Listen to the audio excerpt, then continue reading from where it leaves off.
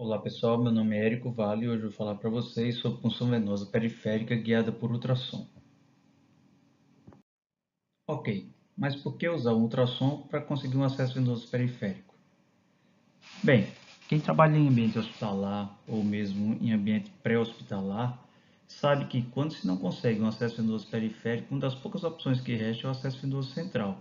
E esse implica em algumas dificuldades, seja logística, desperdício de tempo, um custo mais elevado, uma baixa remuneração pelo procedimento, e implica em que o paciente perca o horário de medicações, leva desconforto ao paciente, riscos relacionados à punção e complicações tardias, assim como riscos legais para quem está fazendo o procedimento, no caso de uma complicação. Dessa forma, sempre que for possível evitar o acesso venoso central, essa parece ser a melhor estratégia. Esse artigo, publicado em 2012 no Departamento de Emergência, mostrou que quando a indicação do acesso venoso central era a dificuldade de acesso venoso periférico, o uso do acesso venoso periférico guiado por ultrassom preveniu em até 85% a necessidade de ser feito um acesso venoso central. Um trabalho feito ao longo de 5 anos no Departamento de Emergência mostrou que o uso de ultrassom para guiar o acesso venoso periférico conseguiu reduzir em 80% a necessidade de acesso venoso central nesses pacientes. Mas quem são os pacientes que se beneficiariam de ter um acesso venoso periférico guiado por ultrassom? Esse estudo, publicado em 2015, com pouco mais de 1.000 pacientes, randomizou pacientes para ter um acesso guiado por ultrassom ou um acesso feito de maneira convencional. E o resultado, o acesso periférico guiado por ultrassom era realmente melhor naqueles pacientes que tinham mais dificuldade de acesso, inicialmente. Aqueles que tinham uma boa anatomia ou uma boa topografia venosa não se beneficiaram do uso do ultrassom para ter o seu acesso periférico realizado. Os pacientes, então, que se beneficiariam do uso do ultrassom para o acesso venoso periférico são aqueles pacientes, crianças, obesos ou que foram submetidos a várias funções prévias, onde apresentam edema importante em membros superiores, pacientes que fizeram uso de quimioterapia e ainda pacientes que abusam de drogas injetáveis. Esses é esperado uma dificuldade maior para o uso da punção venosa periférica. A punção venosa periférica, seja ela guiada ou não por ultrassom, é feita preferencialmente nos membros superiores. E a veia cefálica continua sendo a veia predileta, tanto quando você usa topografia, tanto quanto você usa o ultrassom. A diferença é que quando você está usando o ultrassom, a veia basílica se mostra uma possibilidade também bem razoável, já que ela é facilmente acessível pelo ultrassom e sua punção torna-se bem mais simples. Uma observação em relação à veia basílica é que, como ela está próxima a um feixe vasculonervoso, um extravasamento dessa punção pode levar a uma síndrome compartimental, que seria danosa para o paciente. Esse estudo, publicado no American Journal of Emergency Medicine em 2012, mostrou que a profundidade da veia, seu diâmetro e sua localização, quando submetidas à punção guiada por ultrassom, influenciam na longevidade da permanência do catéter. Ou seja, veias que ficam na parte superior do braço, mais profundas e com menor diâmetro, elas têm uma sobrevida de acesso menor, em torno de pouco mais de 12 horas, quando comparado a veias superficiais, como é o caso da veia cefálica, que a sua durabilidade chega a 48 horas.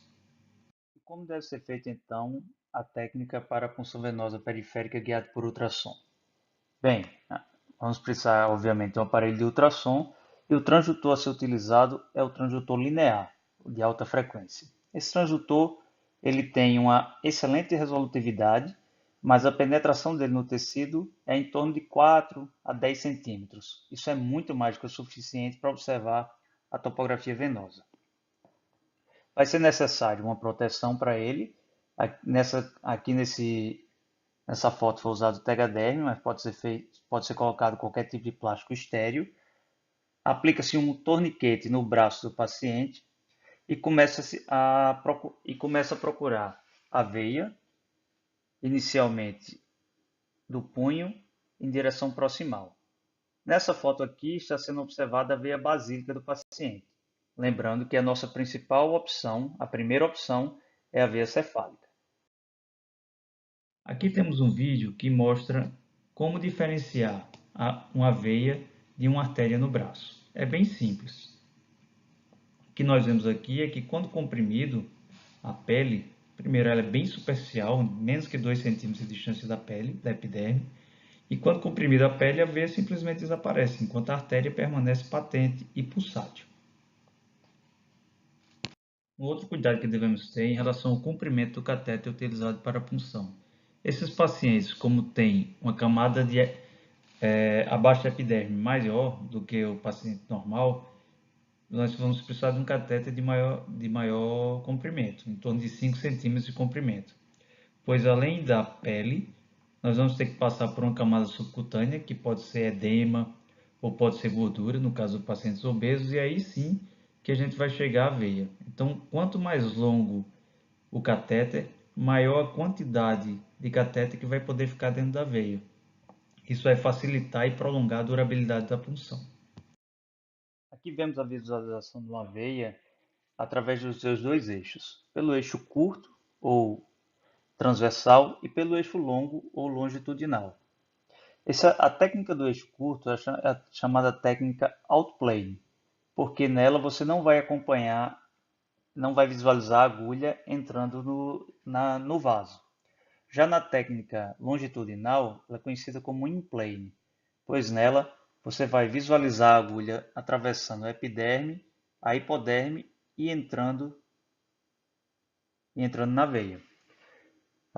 As duas técnicas podem ser utilizadas. A outplane, apesar de inicialmente parecer mais complexa, ela é mais simples e ela é mais segura, pois ela diminui a possibilidade de acontecer alguma lesão nas estruturas que estejam posterior à veia, ao vaso que será puncionado. Já na técnica longitudinal, algumas vezes você não consegue ver a transfixação do vaso e pode haver lesão de alguma estrutura nervosa ou muscular depois da veia.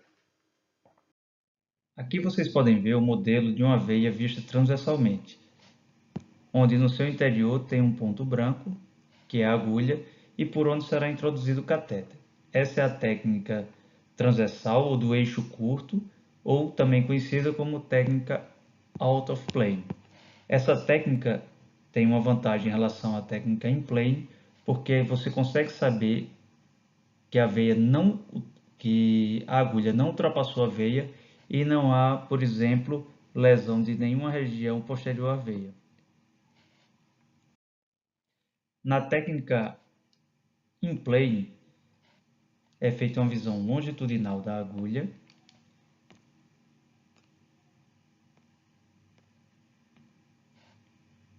Você pode ver aqui a punção sendo realizada, a agulha aqui, e sendo colocado o catéter dentro da veia. Como eu falei anteriormente, esse catéter, após a punção, você passa o catéter e ele é visualizado na sua totalidade.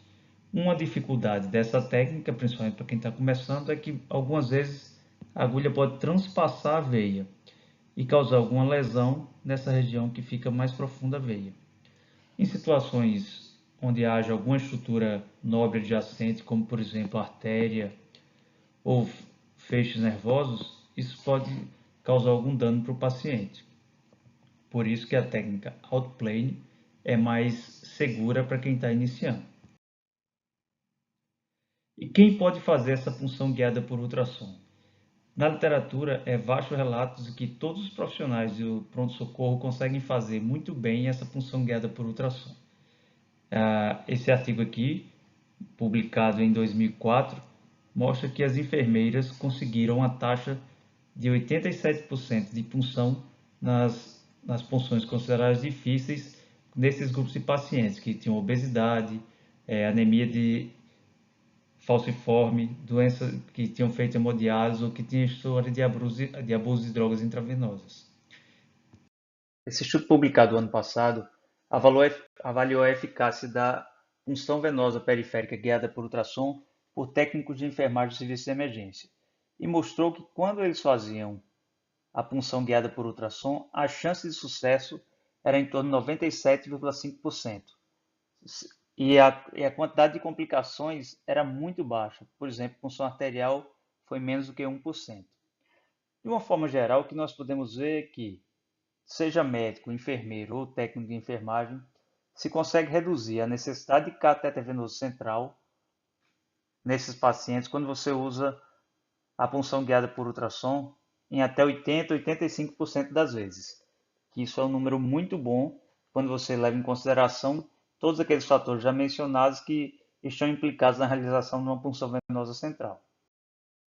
Alguns pontos importantes a serem relembrados dessa apresentação é que a punção venosa periférica guiada por ultrassom é muito superior à técnica tradicional. Ela deve ser usada principalmente nas punções consideradas difíceis. Lembrando daquele trabalho lá que mostrou que nas punções fáceis, de boa topografia venosa, ela não acrescenta nenhum benefício. Ela reduz muito a necessidade de punção venosa central, seja feita por médico, enfermeiro ou técnico de enfermagem. É uma técnica de fácil aprendizado e ela pode ser feita com a visualização transversal ou longitudinal, que são aquelas técnicas in plane ou out of plane, como eu já mencionei.